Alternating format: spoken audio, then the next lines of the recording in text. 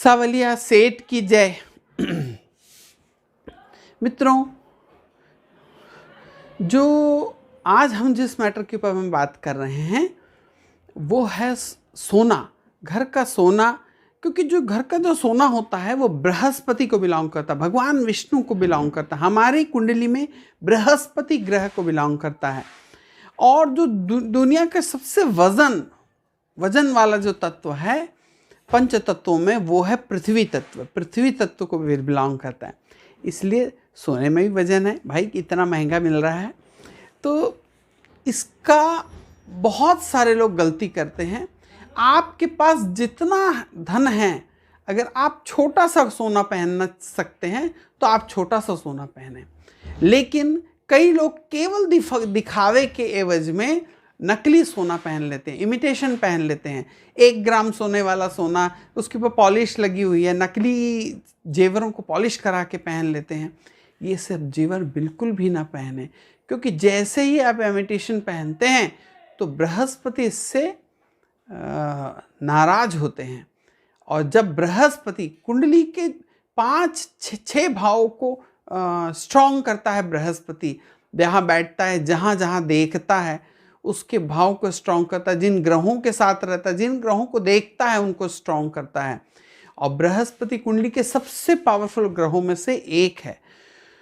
तो मित्रों, सबसे बड़ा, तो मित्रों बृहस्पति को कभी भी हमें नाराज नहीं करना चाहिए। कई लोग डेली नकली सोना पहन के, कान में माताएं बहनें पहन लेती हैं, चूड़ियाँ उड़ियाँ पहन लेती हैं, अंगूठी पहन लेते हैं लोग, और वो इमिटेशन रहता है, नकली सोना रहता है, उसको पहनते हैं। जब भी आप नकली सोना पहनना चालू करेंगे तो आपका बृहस्पति जो आपकी कुंडली का है वो खराब होने लगेगा, और उससे आपको असली सोना आने में बहुत ज़्यादा समस्या होने वाली है। ऐसा भी हो सकता है कि आपके पास असली सोना ही ना आए, क्योंकि बहुत सारे लॉ ऑफ अट्रैक्शन के वीडियोस, मैनिफेस्टेशन और एंजल नंबर, इन सारे वीडियोस में मैंने आपको इसके पहले बताया कि हम जैसा सोचते हैं उस प्रकार की स्थिति हमारी बनती चली जाती है। अगर हमने नकली सोना पहन के अपने आप को संतुष्ट करा, ये एक लॉ ऑफ अट्रैक्शन की विधि है कि जब आपने नकली सोना पहन के अपने आप को संतुष्ट कर लिया तो असली सोना पाने का जो भाव है वो आपका ख़त्म हो जाएगा, आपके अंदर की वो प्यास ख़त्म हो जाएगी असली सोना पाने की। तो आपने नकली से काम चला लिया तो असली क्यों आएगा आपके पास में। और उससे बृहस्पति, चूँकि आप शुद्ध सोना नहीं पहने हैं तो बृहस्पति आपके कमज़ोर होंगे। ये एक बहुत बड़ी चीज़ है। और दूसरी चीज़ है कि जब कई लोग अपने जेवर पहनने के लिए बनाते हैं फिर उस सोने को बेचते हैं, ये भी भूल के कभी ना करें। अगर आपको बेचना है तो आजकल बैंकों में सोने के बॉन्ड आते हैं, आप वो सोने का बॉन्ड खरीदिए, गोल्ड का बॉन्ड खरीदिए, उसकी वैल्यूएशन रहेगी, पर धातु रूप में अपना सोना लेके और फिर उसको बेच रहे हैं, ये बिल्कुल ना करिए। ये तभी होता है जब सोना घर का बिकता है, जब हमारे घर का बृहस्पति नीचे चला जाता है, उसका डाउनफॉल होता है, घर के सभी लोगों का बृहस्पति में कहीं गड़बड़ होता है, तब सोना बिकता है। और मित्रों, सोना जैसे ही आप बेचेंगे आपका आगे आने वाला जो भविष्य है वो और खराब होने वाला है, तभी घर का सोना आप बेच रहे हैं। तो ऐसा बिल्कुल ना करें।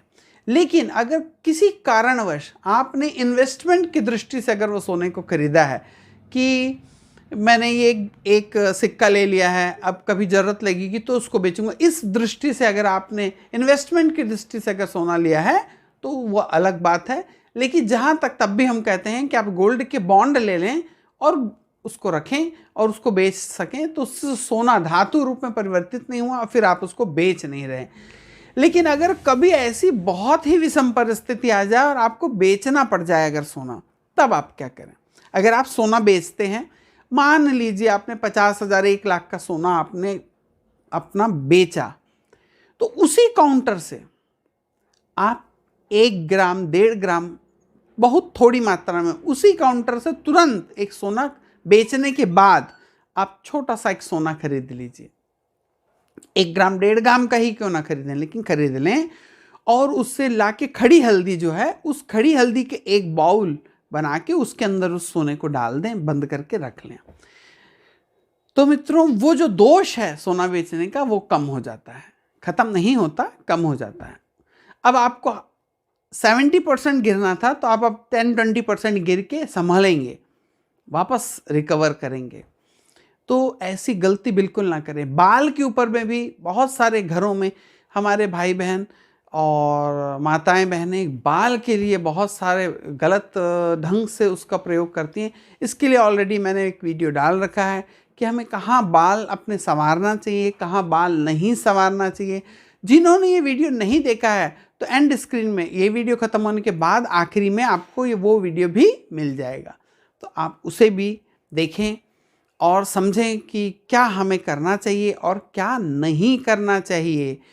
इसका बहुत बड़ा महत्व है। बृहस्पतिवार, गुरुवार के दिन वैसे ही हमारे कई लोग, जैसे हम अपने घर का कबाड़ निकालते हैं, पुराना पेपर की रद्दी पेपर है, पुरानी बुक्स कॉपी बच्चों की हो गई तो हम कोई भी दिन बेच देते हैं। ऐसा नहीं करना चाहिए। इसको हमें अपने घर में एक नियम बनाना चाहिए कि हमें कभी भी बृहस्पतिवार, गुरुवार के दिन इसे ना बेचें और ना ही अपने घर से ये चीज़ों को हटाएं। आप शनिवार के दिन इसे कर सकते हैं, रविवार के दिन कर सकते हैं, बुधवार के दिन कर सकते हैं, लेकिन गुरुवार के दिन जाला निकालना, घर से जाले की सफाई करना, ये भी गुरुवार के दिन, बृहस्पतिवार के दिन कभी ना करें। ऐसा करने से भी हमारे बृहस्पति जो है, हमारे गुरु का पावर जो होता है वो कमज़ोर होने लग जाता है। और जो भी भाई गुरु दीक्षित हैं उन्हें गुरु मंत्र का तो जाप करना ही चाहिए। जो आपके गुरु से शोधित मंत्र आपको मिला है, ज़्यादा नहीं तो 3 माला कर लें। वो ना कर पा रहे कम से कम 1 माला, 108 दाने के 1 माला जो है उसको कर ही लेना चाहिए। गुरु मंत्र का जाप आप करेंगे तो आपका बृहस्पति स्ट्रांग होता है। और मित्रों, बृहस्पति भगवान, मैंने बताया कि बृहस्पति जो होते हैं भगवान विष्णु श्रृंगार से और सुंदरता, साफ सफाई से प्रसन्न होते हैं। लेकिन जैसे हमारे गांव में अभी भी आजकल अभी भी वो मान्यताएं हैं कि गांव के घरों को बृहस्पतिवार के दिन लीपा नहीं जाता। तो घर, आज हम शहरों में रह रहे हैं तो हमको उस दिन झाड़ू लगा सकते हैं पर पोछा नहीं लगवाना चाहिए घर में। बृहस्पतिवार के दिन पोछा न लगाएं तो ज़्यादा अच्छा। लीपना नहीं चाहिए, जहाँ कच्चे घर हैं वहाँ लीपना नहीं चाहिए बृहस्पतिवार, इससे हमारा बृहस्पति डाउन होता है। मित्रों, बहुत ही अच्छे अच्छे वीडियो मैं आपके लिए लेके आता हूँ। चैनल को सब्सक्राइब करें। बहुत बड़ा वर्ग है हमारा, बहुत सारे भाई बहन हैं।